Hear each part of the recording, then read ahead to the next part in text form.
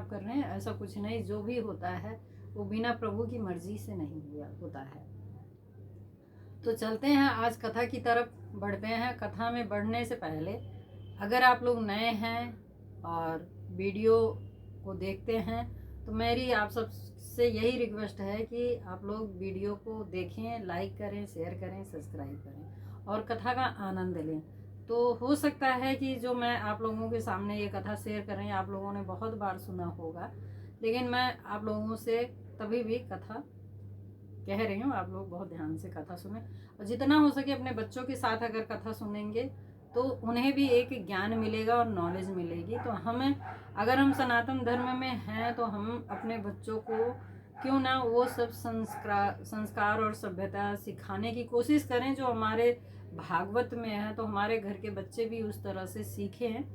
और इसी तरह से अगर कोई उनसे क्वेश्चन पूछे तो वो कम से कम तुरंत जवाब दे सके कि हाँ, हमारे मम्मी पापा, हमारे दादा दादी इस तरह से हमें कथा सुनाते थे।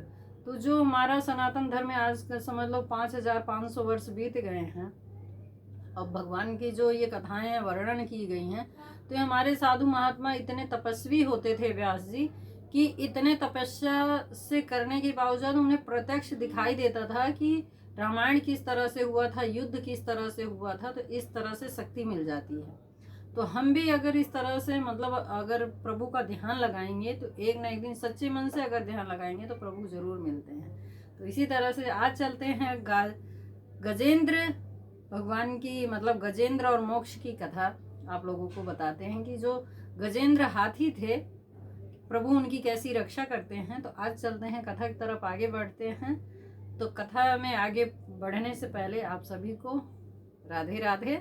और इसी तरह से मैं अपने प्रभु जी से भी कहती हूँ प्रभु राधे राधे। आप इसी तरह से कथा में विराजमान हो और मेरे गले से अच्छे से कथा निकले और कुछ अगर कथा में भूल चूक हो तो प्रभु मुझे माफ करें। तो चलते हैं कथा की तरफ बढ़ते हैं। कहते राजा परीक्षित जी जो हैं वो कहते हैं सुखदेव जी महाराज से कहते हैं कि महाराज अब हमें ना गजेंद्र की कथा सुननी है, आप गजेंद्र की कथा हमें सुनाइए। तो सुखदेव जी महाराज कहते हैं कि आपने बहुत अच्छी बात पूछी है, अब मैं गजेंद्र की कथा भी आपको सुना रहा हूँ, आप बड़े ध्यान पूर्वक से सुने। त्रिकुट चल पर्वत में अतिशय बलवान एक हाथी रहता था, अतिशय बलवान।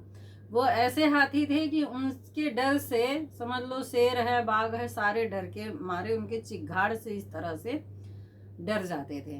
तो बड़े बड़े शेर भी, क्योंकि वो जंगल के राजा उस वक्त बनना करते थे और इतना वो शक्तिशाली भी थे और बहुत बलवान थे। उनके मस्तक में जब मंद झरता रहता था तो तब बाघ सिंह भी भय लगता था। वह जंगल का बड़ा राजा था, बड़े कुटुंब का मालिक था, बहुत बड़ा परिवार था उनका और बहुत बड़े कुटुंब के मालिक थे। एक बार बहुत ही गर्मी पड़ी तो वो एक सरोवर में जाते हैं जल पीने के लिए और अपने सारी पूरी फैमिली के साथ जाते हैं। तब अपने कुटुंब को लेकर वह जल में खेलने लगा। हाथी को पता बहुत प्रिय होता है, जल कीड़ा करना बहुत प्रिय होता है कि उसमें बैठना और ये सब चीज़ें बहुत उनको प्रिय होती है। इस तरह से वो खेलने के लिए गए तो वहाँ पर जल कीड़ा करने लग गए।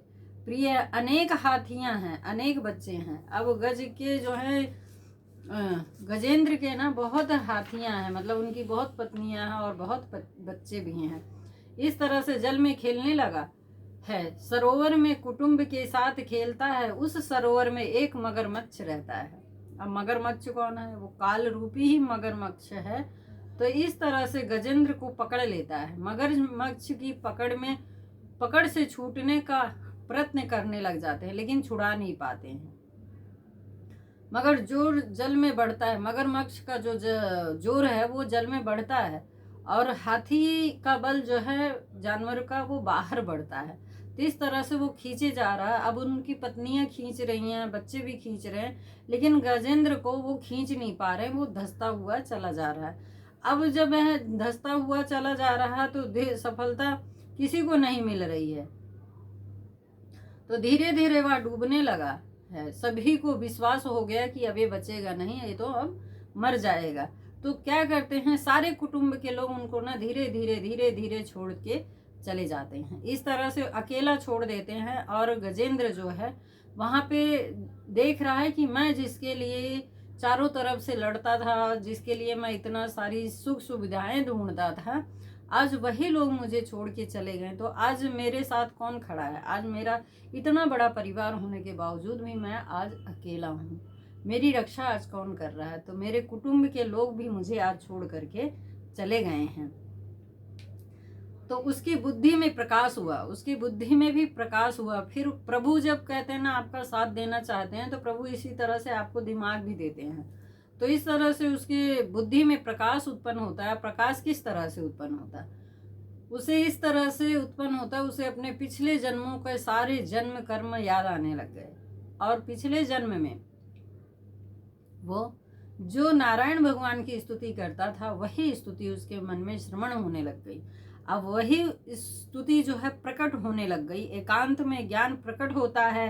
हाथी विचार करने लगा, यह मेरी भूल है। जिस कुटुंब के लोगों के लिए मैं मानता था कि ये मेरे हैं, उन्हीं सभी को धोखा, उन्होंने ही मुझे धोखा दिया है, मेरे साथ रहने को तैयार नहीं है। तो जिन लोगों को मैं अपना समझता था वो तैयार नहीं। आज प्रभु ने मुझे कितना अच्छा ज्ञान दिया कि कोई मेरे साथ नहीं, लेकिन आज मेरे प्रभु मेरे साथ हैं। तो इस तरह से उनको ज्ञान उत्पन्न होता है। तो श्रवण आता है उनको, मतलब सारी चीजें ध्यान आती हैं पिछले जन्म में। पूर्व जन्म में वह जिस महामंत्र का जप करता था, वह मंत्र उसको याद आता है। पूर्व जन्म में उसने कितना जप किया था, वो सब उसको याद आता है। तो भागवत में तो ऐसे कहीं वर्णन नहीं किया गया है कि कितना मंत्र जाप करते थे, लेकिन मंत्र जाप करते थे। तो जिसके संस्कार बुद्धि में अतिशय ढीण है, वह ही याद आते हैं। जिसके मन ढीणता रहता है कि हाँ मैं प्रभु को भूलूंगा नहीं, प्रभु को ही याद करते हैं, तो इस तरह से उनका मन एकदम स्वच्छ हो जाता है और प्रभु के प्रति इसी तरह से चलने लग जाता है। महादुख है भगवान के किसी नाम के साथ ऐसा प्रेम करो कि अति दुख में भी भगवान का नाम याद आए।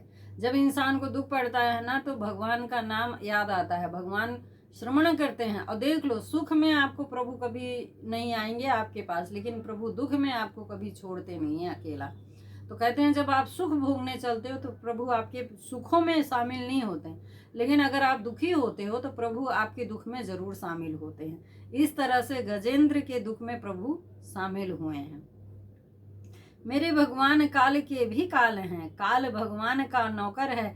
मैं शरण में आया हूँ, मुझे ऐसी जगह में ले जाओ जहाँ काल रूपी मगर मच्छ पकड़ने के लिए आए नहीं। जहाँ काल की गति है वहाँ भीति है, मुझे ऐसी जगह में रहना है जहाँ कभी काल मगर आए ही नहीं। मुझे आप ऐसी जगह ले चलो प्रभु कि जहाँ मैं ये जीवन मरण के चक्रों से मुक्त हो जाऊं, वहाँ ना कोई मगरमच्छ हो ना कुछ हो। मैं इस तरह से आपके शरण में रहना चाहता हूँ। थोड़ा सा विचार करो तो ध्यान में आएगा, इस संसार में ऐसा कोई घर नहीं है जिस घर में गजेंद्र मोक्ष की कथा होती ना हो। कभी सभी के घर में यह कथा होती है। गजेंद्र जीव आत्मा है। जीव जिस घर में कुटुंब के साथ खेलता है, कुटुंब के साथ सुख भोगता है, उसी घर में उसका काल बैठा है। जीव गालिब है, काल सावधान करता है। समय आने पर काल पैर को पकड़ता है। पैर की शक्ति एकदम कम हो जाए तो समझना कि मरण समीप है। तो इस तरह से हमें समझना चाहिए कि अगर हमारे साथ कुछ ऐसा होता है तो समझ जाना कि हमारा जो जीवन है वो बहुत कम दिनों का है, लेकिन वहाँ कम से ज़्यादा कैसे हो सकता है? प्रभु की शरण में ही हो सकता है, बाकी कहीं नहीं हो सकता है। तो घर के लोग ऐसे होते हैं कि उनको बहुत दिन तक सेवा करनी पड़े तो फिर आलस्य करने लगते हैं, और साल 2 साल करने के बावजूद भी वो सोचते हैं कि ये इंसान कब खत्म होगा, कब जाएगा, अब तो मैं थक चुका हूँ, चाहे कोई भी हो। तो इसी तरह से लोग कभी कभी ऐसी इच्छा करने लगते हैं।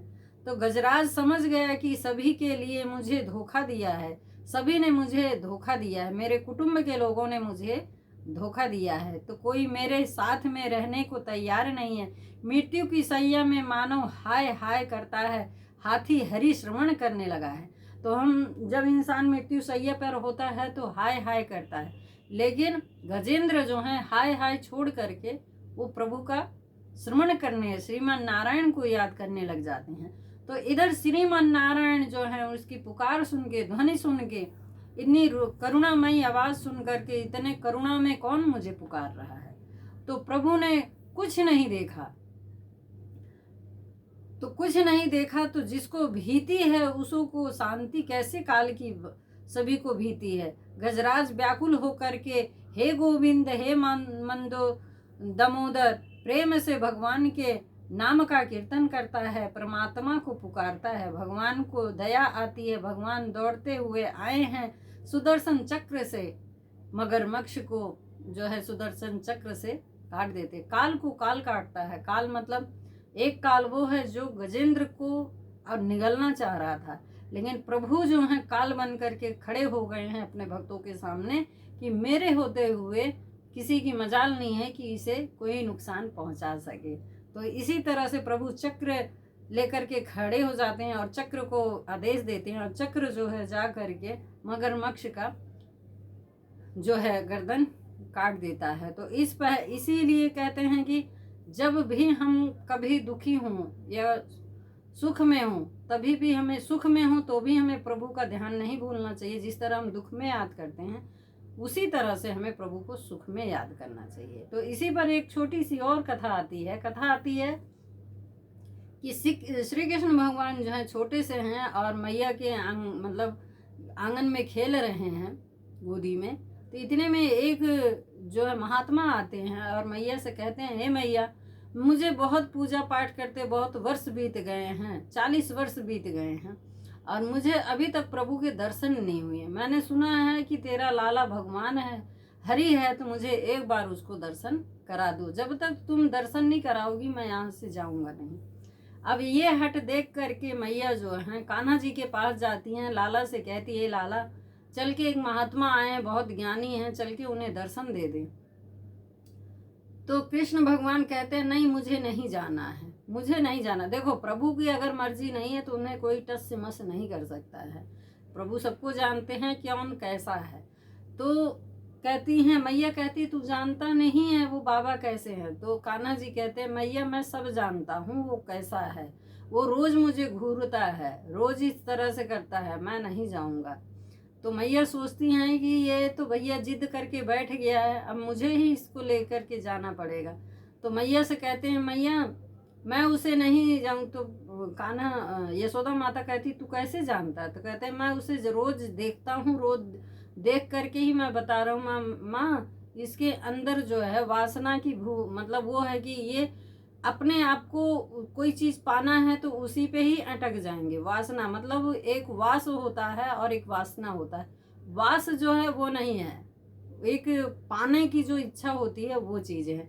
तो आज देखो जबरदस्ती में आकर के प्रभु के द्वार पे बैठ गए हैं कि प्रभु अब तो दर्शन देंगे, मैया तो अब तो कराएंगी, कैसे नहीं कराएंगी, मैं तो बिना दर्शन करे जाऊंगा नहीं। तो मैया जो बड़ी मतलब अचंभे में आती हैं कि इसको ये सब बातें कैसे कहते। कृष्ण भगवान कहते हैं, मैया मुझे पता है कि उसकी दाढ़ी बड़ी लंबी लंबी है, मुझे उसके पास नहीं जाना, मुझे उसे देखकर डर लगता है। तो सारे बहाने बना लिए, मैया के आगे तो बहाना चलना नहीं है। तो इस तरह से मैया क्या कहती हैं, ये तो किसी की सुनेगा है ही नहीं। तो मैया जो हैं कृष्ण भगवान को गोदी में लेती हैं और ले जा करके उन साधु बाबा के सामने खड़ा करने की कोशिश करती, लेकिन भगवान की मर्जी नहीं है दर्शन देने की, तो कैसे देंगे। तो प्रभु उनकी तरफ पीठ कर लेते हैं और अपना मुंह जो है माँ यशोदा माता के आंचल में छिपा लेते हैं, तो दर्शन नहीं देते हैं। जब तक आप प्रभु को अपने मन से नहीं पुकारोगे, मन से, आप मन का दर्शन कैसे होता है, आप कहीं भी रहोगे तो प्रभु आपको दर्शन जरूर देंगे। आप सोचो कि मैं हट करके प्रभु का दर्शन करूं तो वो नहीं पा सकते। तो जैसे हम लोग मंदिर में जाते हैं, लोग बड़ी मतलब इस तरह से धक्का मुक्की करते हैं, आगे लाइन तोड़ के चले जाते हैं कि हमें सबसे पहले दर्शन मिल जाएगा। तो लेकिन कहते हैं ना, जहाँ पे आप खड़े हो रहे हो वहीं पे खड़े होके धीरे धीरे बढ़ते रहोगे ना और प्रभु को एक कोने से भी देख लोगे तो प्रभु की नज़र आप पे ज़रूर पड़ जाएगी। आप उनकी तरफ जाओ या ना जाओ, आपकी नज़र पड़ी है या नहीं पड़ी है, लेकिन प्रभु की नज़र आप पे पड़ गई है। तो ये हमारे प्रभु की उदारता है।